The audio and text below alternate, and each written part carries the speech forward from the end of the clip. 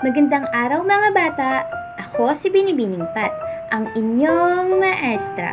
Ngayon, ang ating tatalakayin ay tungkol sa nagagamit ng wasto ang mga pangalan at panghalip sa pakikipag-usap sa iba't ibang sitwasyon. Pero bago tayo magsimula, may mga paalala ko.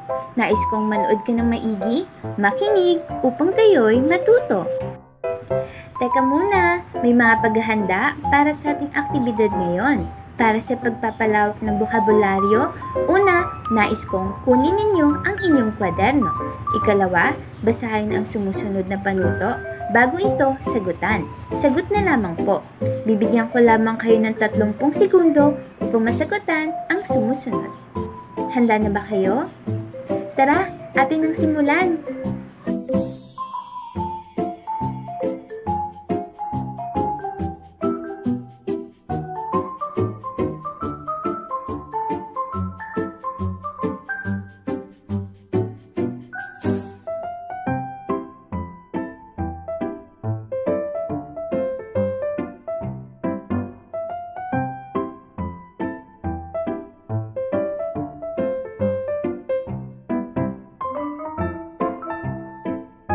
Bago tayo dumako sa ating talakayan, halina't magkaroon muna tayo ng balik-tanaw sa ating tinalakay. Ang ating aralin ay tungkol sa nasasagot ang tanong na bakit at paano.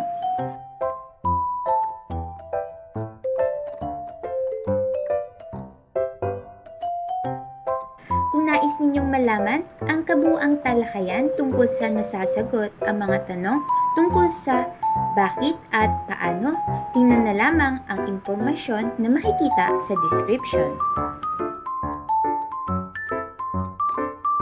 Tandaan niyo pa ba mga bata kung ano ang pangalan?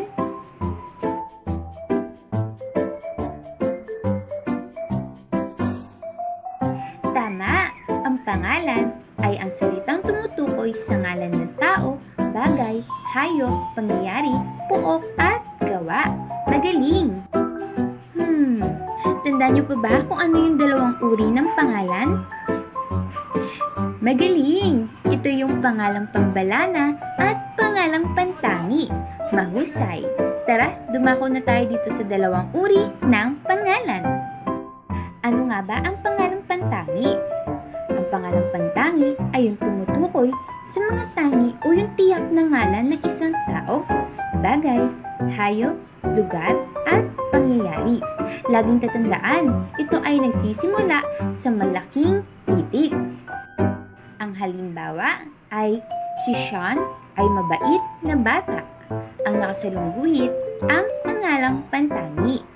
Ang sumunod, si Anton at Gab ay aking kaibigan. Ang pangalang pantangi na tinutukoy sa pangungusap ay si Anton at Gab. Ganon din sa pangatlong pangungusap. Kung ano yung mga nakasalungguhit, ito yung pangalang pantangi. Ang pangalang pambalana ay tumutukoy sa pangkalahatan o general na ngalan ng tao, bagay, hayop, lugar at pangyayari. Nagsisimula ito sa maliit na titik. Para na lamang kung ang pangalang pambalana ay nasisimula ng pangungusap. Halimbawa ng pangalang pambalana ay Ibon ang paboritong alaga ng aking Lola Sese. Ibon ang pangalang pambalana. Ikalawang halimbawa ay paborito ko uminom ng gatas. Ang nakasalungguhit ay yung pangalang pambalana. Sasama ko sa palengke. Palengke ang pangalang pambalana. Naunawaan niyo ba kung ano ang pangalan at ang dalawang uri ng pangalan? Magaling! Ngayon, dumako na tayo sa panghalip.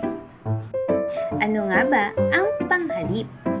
Ang panghalip ay ang salitang humahalili o yung pumapalit sa ngalan o pangalan na ginagamit sa parehong pangungusap o yung kasunod na pangungusap. May mga uri ng panghalip. Ito yung panghalip panao, panghalip pamatlik, panghalip panaklaw, pananong, paari, pamanggit, at patulad. Pero dumako muna tayo sa panghalip panao. Ano nga ba ang panghalippanao. Ang panghalippanao, ito yung ipinapalit sa ngalan ng taong nagsasalita sa taong kausap o sa taong pinag-uusapan. Ang ginagamit mga salita ay ako, ko, akin, amin, kami, kayo, atin, inyo, kita, kata, mo, siya, kanila, at kanya.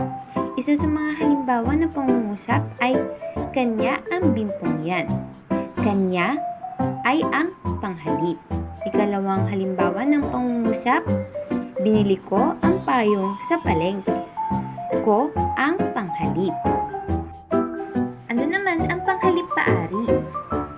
Ang panghalip-paari, ito yung mga salitang ipinapalit sa pangalan ng taong nagmamay-ari ng bagay. Ginagamit ang mga salitang akin, iyo, kanya, atin, amin, inyo, at kanila. Halimbawa ng pangungusap, akin ang lumang librong yan. Akin ang panghalip. Ikalawang halimbawa ng pangungusap, amin ang pwestong to. Amin ang panghalip. Ano naman ang panghalip panaklaw? Ito yung mga salitang panghalili o pamalit sa pangalan na sumasaklaw sa kaisahan, dami, bilang, o kalahatan. Halimbawa ng pangungusap ay lahat tayo ay nilikha ng Diyos. Lahat ang panghalip. Ikalawang halimbawa ng pangungusap, alinman sa dalawa ang iyong piliin, tiyak ikaw ay magkakaroon ng magandang kinabukasan. Alinman ang panghalip. Ano naman ang panghalip pananong? Ang panghalip pananong ay ginagamit sa pagtatanong tungkol sa bagay, tao, hayop, pook, gawain, katangian, panahon, at iba pa. Isa sa mga halimbawa ay ilan ang iyong kapatid? Ilan ang panghalip? Sino ang mga magulang mo? Ang panghalip ay sino? Naunawaan niyo ba ang ilan sa mga uri ng panghalip at kung ano ang panghalip? Magaling! Hindi ko lahat binanggit ang uri ng panghalip ha. 4 lang rito ang ating tinalakay. Dahil naunawaan nyo ang ating tinalakay ngayon tungkol sa pangalan at panghalip, halina't subukan natin ang maikling pagsusulit. Mga paghahanda para sa ating pagsusulit, una, nais kong kunin ninyo muli ang inyong kwaderno. Ikalawa ay basahin muna ang panuto bago ito sagutan. Sagot na lamang po. Bibigyan ko lamang kayo ng 1 minuto upang masagutan ang sumusunod. Handa na ba kayo? Tara, atin ang simulan!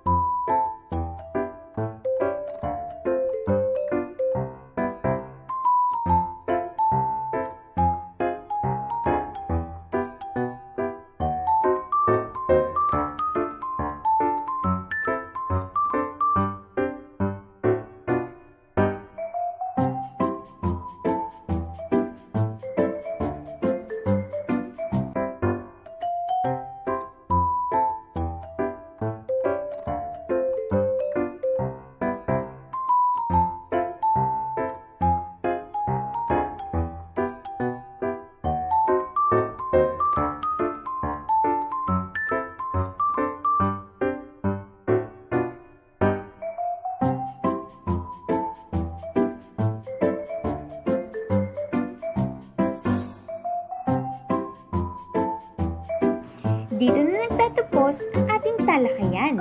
Muli, ako si Binibining Pat, ang inyong maestra.